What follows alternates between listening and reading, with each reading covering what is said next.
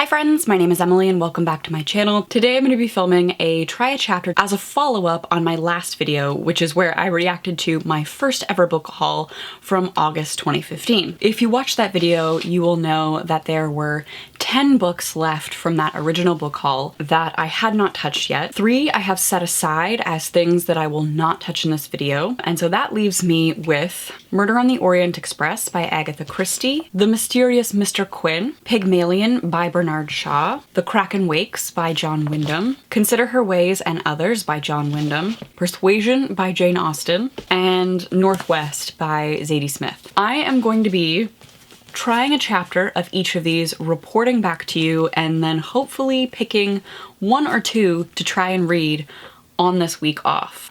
And we'll start with the one that ended up on top.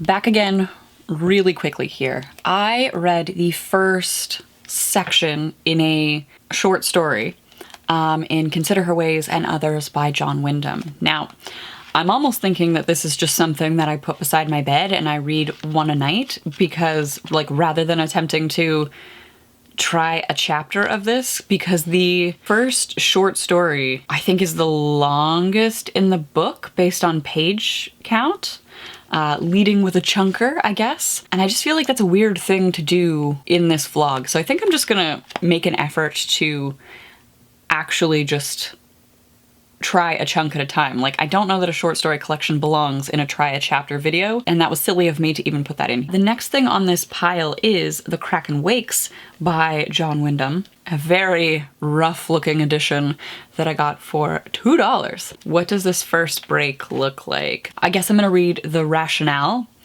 and that will be my taste of The Kraken Wakes.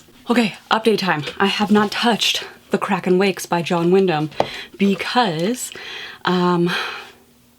we have somebody coming to help us put in patio stones. Although I am too small to do a lot of the lifting, I did try my bestest and I carried some bags of gravel. I couldn't lift the patio stones, but I tried my best. I've been trying to help with, like, digging down to put the gravel. This has been a particularly bad disjointed day and now I'm sweaty and covered in sunscreen.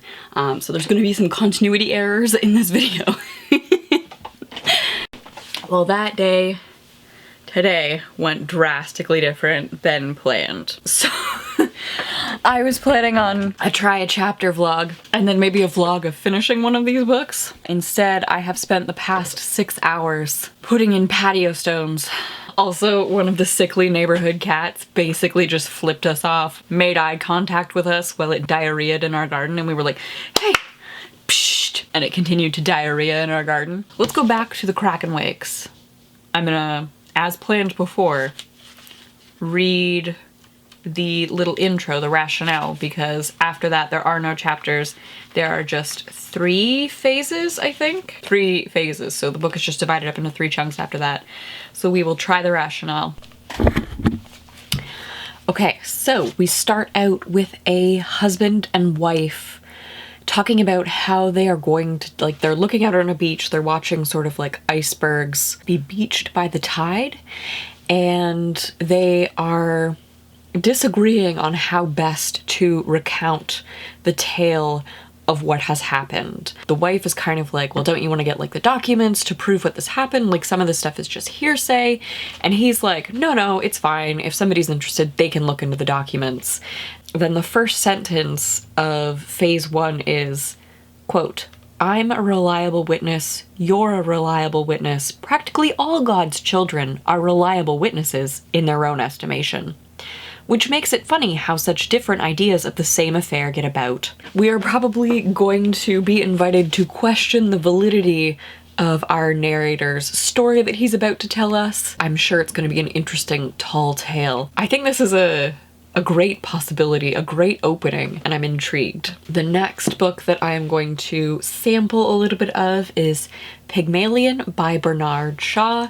Now, this is an itty-bitty play that I have seen, and the first line of the preface is that Pygmalion doesn't need a preface. Alright, let's read the preface to Pygmalion. Okay, so the intro to this is so fucking pretentious. And dry. Holy shit. I remember the play being so funny. The theory behind the play and the guy explaining, like, why he wrote it and, like, commenting on class and language in the most boring, dry way possible. So maybe that's not a great try a chapter. Let me think on this one. I read the intro, though. Let's pick up The Mysterious Mr. Quin by Agatha Christie. This could be fun. We immediately have a problem. I am missing some pages. This book starts on page 6. So, not ideal, but I'm gonna try and work with it.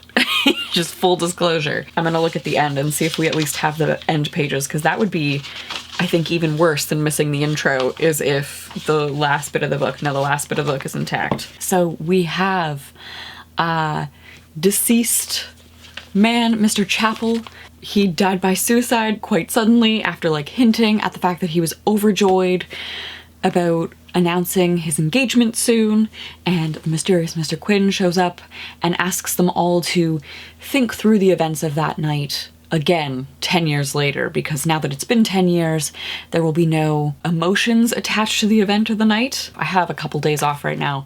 This could be a really fun one-shot read, you know? The other book I have here is Murder on the Orient Express by Agatha Christie. Now, I have since watched the film. I know what happens. This is also in a condition that is donatable and sellable. This is not in donatable condition. In fact, after I read this, I might craft with it because I suspect that it will not survive a rereading. Like, anybody who picks this up again will also have to deal with, like, all of the pages are falling out as I touch this. It's one of those things that, like, if you are in the book industry at all, you know that at a certain point, books just get recycled. If you're working in any sort of bookstore, it is industry standard to take mass markets like this and do a strip cover return, which is exactly as it sounds. You rip the front cover off and then you whack the book in half and tear it in two and you throw it in the recycling, and you return the cover with this barcode in it to the publisher for a refund. Like, it's actually cheaper to destroy the book than it is to refund a mass market that's not selling and sell it at some sort of discounted book dealer. It is just the book industry. Libraries don't want damaged books. Like if this would not stay on the shelves in a library, a book like this that's falling apart would not stay on the shelves in the library. It would be retired, it would be recycled. Nobody wants a book that's falling apart, right? All of the pages are in it, so I am going to unhaul this. I'm going to pass this on to somebody who hasn't yet experienced the joy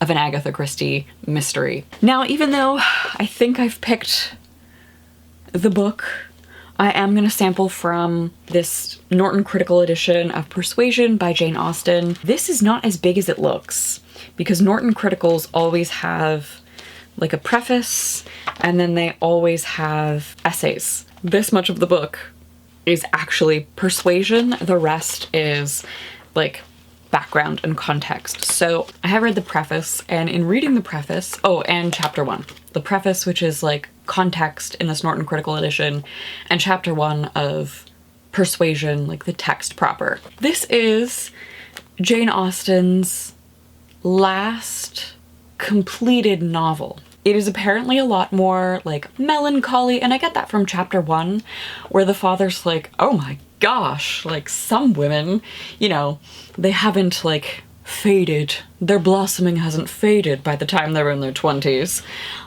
They're still good to marry off. There's hope for them, but man, Anne, she is a haggard dog. Like, there's no hope for her. And so it seems a little bit more interested in, like, the aged woman, especially in this time. It's feeling a little bit called out. He's like, my daughter is old as shit and she's 29. No one wants her.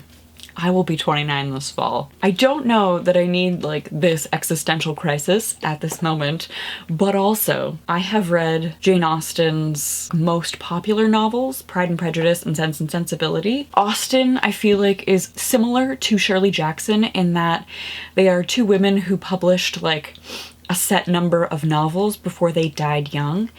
And I made the mistake of reading Shirley Jackson from like the height of her career, the peak of her writing career, her final 2 published novels.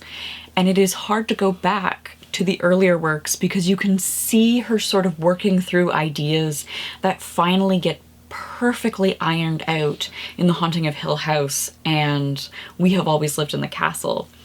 And it's not quite as satisfying to go back to her earlier works, and I'm a little bit worried that because, I mean, I think Austen also only has 6 novels, if I'm not mistaken. Or she writes First Impressions, earliest version of Pride and Prejudice. She rewrites Eleanor and Marianne as Sense and Sensibility, but it remains unpublished until 1811. So those 2 of her most famous works are some of the earliest things that she worked on. Then she writes Northanger Abbey, which isn't published until after she dies in 1818. 1813, Pride and Prejudice is published. 1814, writes Emma and publishes Mansfield Park. Mansfield Park. Writes Persuasion. Then Emma is published. Then she dies.